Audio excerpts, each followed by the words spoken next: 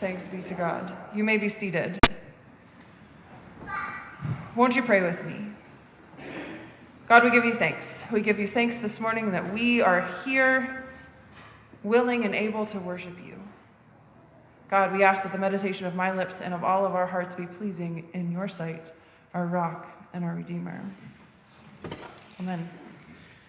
As I mentioned in the children's moment this morning, today is Epiphany Sunday. It is the first Sunday after the Epiphany of Jesus Christ. In the liturgical tradition, it says that 12 days after Christmas, we celebrate the visit of the Magi to the Christ child.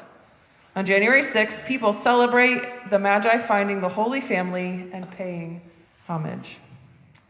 My husband and his family, along with many other Hispanic and Latino people, celebrate this holiday by giving gifts from the Tres Reyes, or the Three Kings, to remember how the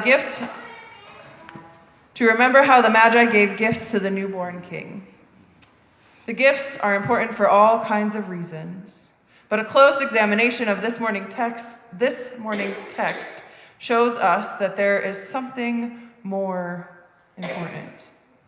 The word in Greek is proskuneo, and it appears in verses 2, 8, and 11, and it can be translated as pay him homage. This word, proskuneo, appears first in verse 2, when the Magi talk to Herod and the court about why they have made such a long journey. They say to Herod, "We have come to pay him homage." It's about giving more than just the gifts that they have. It's about giving their whole selves. Their journey is similar to a faith journey. And it starts with this act of physical worship.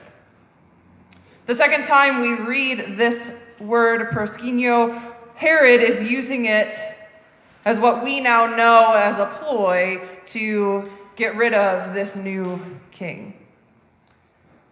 Herod and his consultants know that if the Magi are willing to make such a long journey to an unknown place to see a king, a baby king at that, there is a threat to the power that Rome has.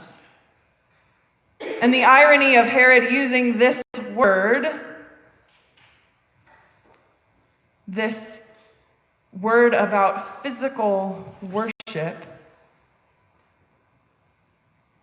is that it is such a thing that we want or need to turn ourselves from fear and violence, the way that Herod rules, and towards the compassion and justice, the grace and mercy that we feel when we kneel at the feet of Jesus. Even when the word is used in this way, we can see how important these physical acts of worship can be, and we can see how much Jesus means to the world.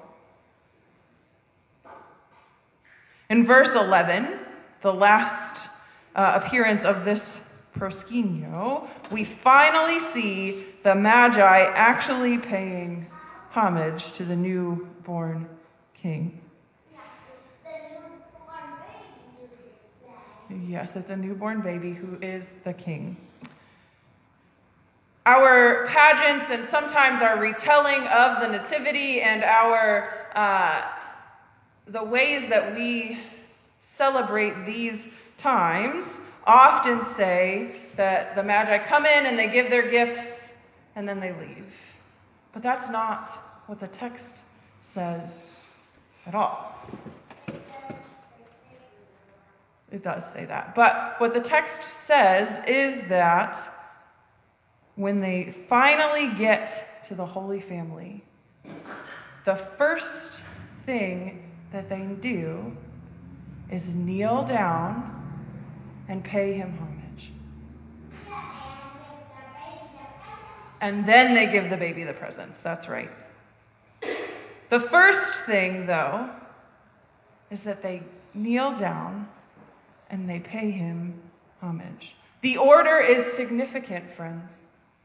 The idea that they would do this act of completely giving themselves over to this vulnerable newborn baby shows us that it's all about giving ourselves completely. Because if they had given their gifts first, it might have been a way to wield their own power over this holy family. Because oftentimes, gift giving is a sign of, I'm better than you, or I have something more than you do.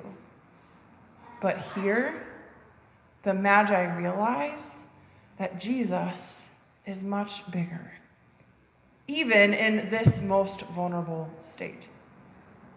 So they offer their physical signs of worship. They kneel down at his feet, and they pay him homage, giving themselves completely to this babe.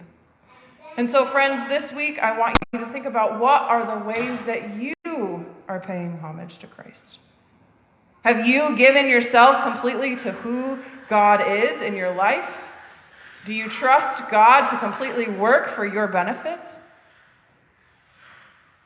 If not, what are the things that you need to do to be able to get to that point? I know. Friends, I invite you to spend some time doing just that, paying your homage to Christ this week and in the weeks to come. May it be so. Amen.